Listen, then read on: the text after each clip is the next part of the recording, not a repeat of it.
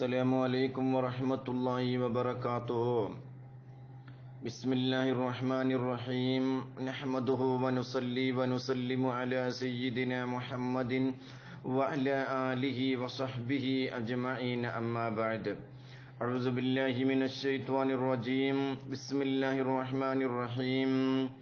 يا أيها الذين آمنوا اتقوا الله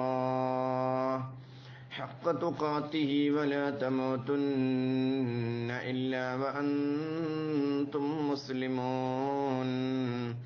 صدق الله العلي العظيم. ഏറ്റവും സ്നേഹം നിറഞ്ഞ ക്ലാസ് റൂമിലെ സഹോദരന്മാരെ, സഹോദരിമാരെ,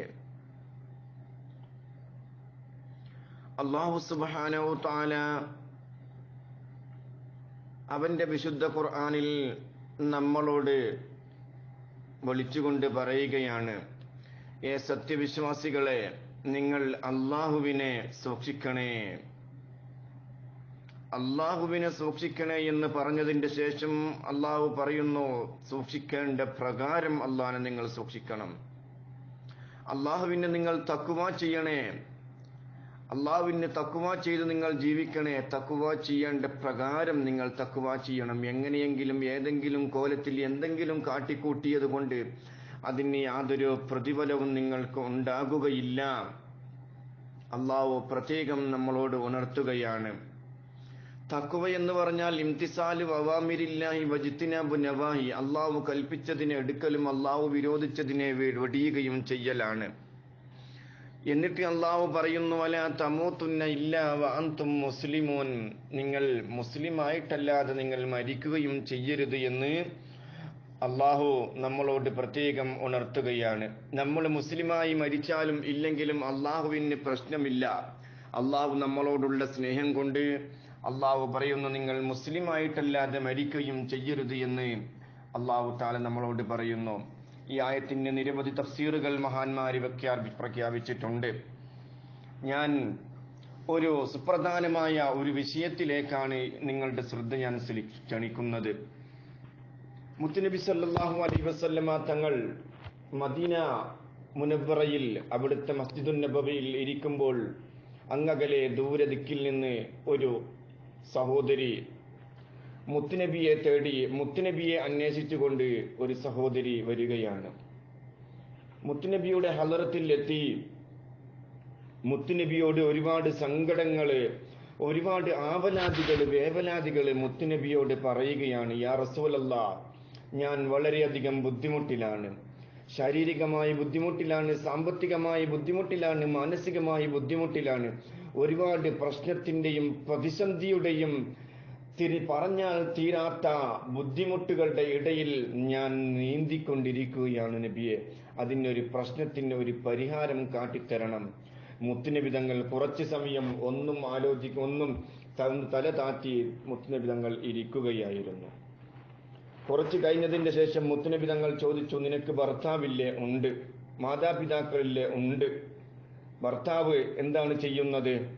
ഭർത്താവ് ജോലിക്കൊന്നും പോകാതെ അധികം വീട്ടിൽ തന്നെ ഇരിക്കുകയാണ് നബിയെ എന്ന് മുത്തു റസൂലുള്ളാഹി സ്വല്ലല്ലാഹു അലൈഹി വസല്ലമ തങ്ങളോട് ഈ സഹോദരി പറയുകയാണ്. മുത്തുനബി തങ്ങൾ പറഞ്ഞു, ഞാൻ ദുആ ചെയ്യാം, നിങ്ങൾ പോയിക്കോളൂ എന്ന് മുത്തുനബി സ്വല്ലല്ലാഹു അലൈഹി വസല്ലമ തങ്ങൾ പറഞ്ഞു. ആ സഹോദരിയെ മടക്കി അയക്കുകയാണ്. സഹോദരിയതാ മസ്ജിദുൻ നബവിയുടെ മുറ്റത്തൂടെ, മുത്തുനബിയുടെ മസ്ജിദുൻ നബവിയുടെ മുറ്റത്തിലൂടെ ആ സഹോദരി അങ്ങോട്ട് നടന്നു പോകുമ്പോൾ പെട്ടെന്നതാ മുഖറബുൽ അംലാക്ക് മലക്ക് ജിബ്രീൽ അലൈഹിസ്സലാം ഇറങ്ങി വന്നുകൊണ്ട് മുത്തുനബിയോട് പറയുന്നു, യാ റസൂലല്ലാഹ്, ആ സഹോദരിയെ ഒന്ന് മടക്കി വിളിക്കണം നബിയേ. മുത്തുനബി തങ്ങൾ ഞാൻ ദുആ ചെയ്യാമെന്ന് പറഞ്ഞ് മടക്കി അയച്ച സഹോദരിയെ പെട്ടെന്ന് ജിബ്രീൽ അലൈഹിസ്സലാം തങ്ങളുടെ അടുക്കലേക്ക് വരുമ്പോൾ, മുത്തുനബിയുടെ മസ്ജിദുൻ നബവിയിലേക്ക് വരുമ്പോൾ, മസ്ജിദുൻ നബവിയിൽ പ്രത്യേകമായ ഒരു കവാടമുണ്ട്, ബാബു ജിബ്രീൽ. മുത്തുനബിയുടെ പള്ളി സന്ദർശിച്ച ഏതൊരാൾക്കും ഇന്നും ആ ബാബു ജിബ്രീൽ അലൈഹിസ്സലാം വരുന്ന കവാടം ആ കവാടത്തിന്റെ വാതിൽ ഇന്നും അവിടെ എഴുതി വെക്കപ്പെട്ടിട്ടുണ്ട്, പ്രത്യേക കവാടം. ആ കവാടത്തിലൂടെ ജിബ്രീൽ വരുമ്പോൾ വളരെ ശാന്തനായി, വളരെ സമാധാനത്തോടുകൂടെ തവാളോടുകൂടെയാണ് ജിബ്രീൽ അലൈഹിസ്സലാം മുത്തുനബിയുടെ അടുക്കലേക്ക് വരാറുള്ളത്. അന്ന് പെട്ടെന്ന് ചിറകടിച്ച് ജിബ്രീൽ അലൈഹിസ്സലാം ചാടി വീഴുന്നത് പോലെ മുത്തുനബിയുടെ ഹളറത്തിലേക്ക് ഓടി വരികയാണ്. എന്നിട്ട് പറയുന്നു, യാ റസൂലല്ലാഹ്, ആ പെണ്ണിനെ ഒന്ന് മടക്കി വിളിക്കണം. എന്താണ് ജിബ്രീലേ കാരണം? എന്താണ് സംഭവം? മുത്തുനബി സല്ലല്ലാഹു അലൈഹി വസല്ലമ തങ്ങൾ ആ പെണ്ണിനെ ഉടനെ മടക്കി വിളിക്കുകയാണ്. എന്നിട്ട് ആ പെണ്ണിനോട് ചോദിക്കുന്നു, എന്താണ് നിന്റെ പ്രശ്നങ്ങൾ? ആ പെണ്ണ് സത്യം വീണ്ടും ആ ആദ്യം പറഞ്ഞ വാക്കുകൾ തന്നെ പറയുകയാണ്. ജിബ്രീലേ, ഈ പെണ്ണ് ഇങ്ങനെയാണ് പറയുന്നത്, എന്താണ് പ്രശ്നം? ജിബ്രീൽ അലൈഹിസ്സലാം മുത്തുനബിയോട് പറയുന്നു, നബിയേ, ആ പെണ്ണിന് അള്ളാന്റെ ശാപമുണ്ട് നബിയേ.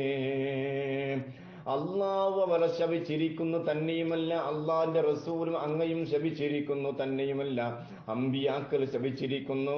തന്നെയുമല്ല മലക്കുകളും ആ പെണ്ണിനെ ശപിച്ചിരിക്കുന്നു.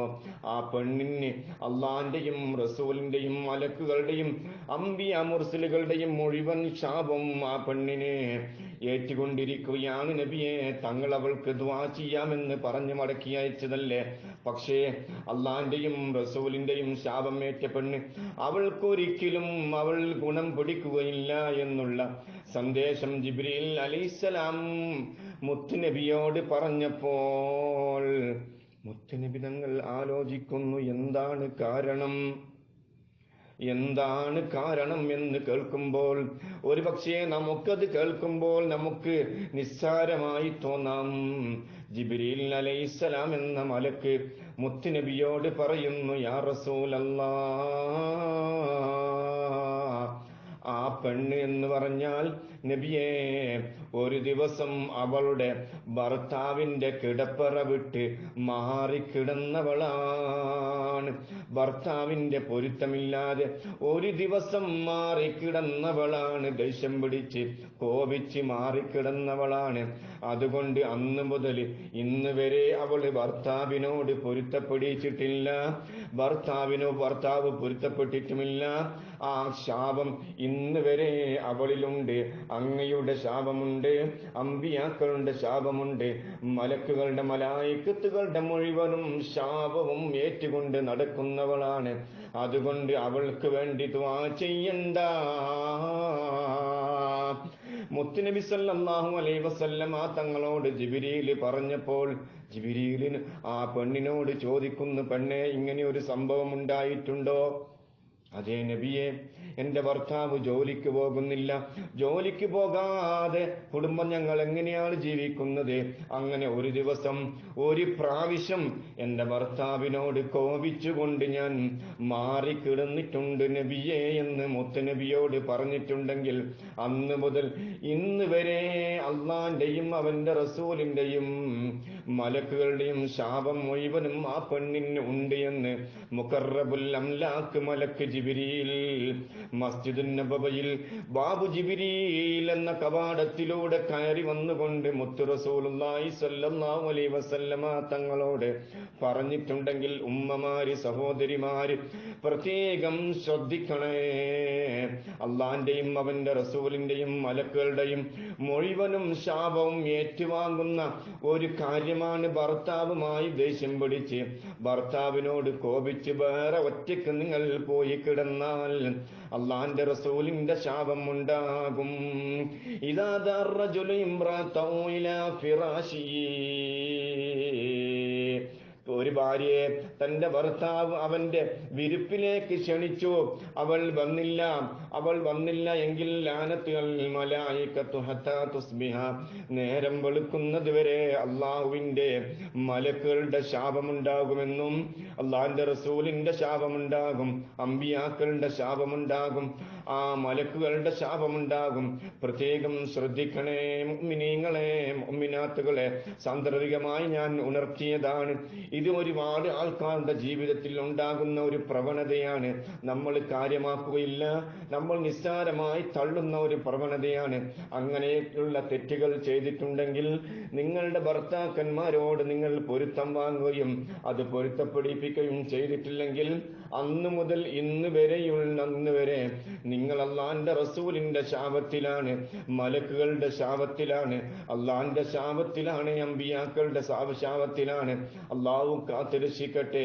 നമ്മുടെ ജീവിതത്തിൽ, നമ്മുടെ കുടുംബ ജീവിതത്തിൽ, നമ്മുടെ ദാമ്പത്യ ജീവിതത്തിൽ അള്ളാഹു ഖൈറ് നൽകട്ടെ. നല്ല സുന്ദരമായ ദാമ്പത്യ ജീവിതം നയിക്കാൻ അള്ളാഹു നമുക്കെല്ലാവർക്കും തൗഫീഖ് നൽകി അനുഗ്രഹിക്കട്ടെ. ആമീൻ. വാഖിറു ദഅവാനാ അൽഹംദുലില്ലാഹി റബ്ബിൽ ആലമീൻ.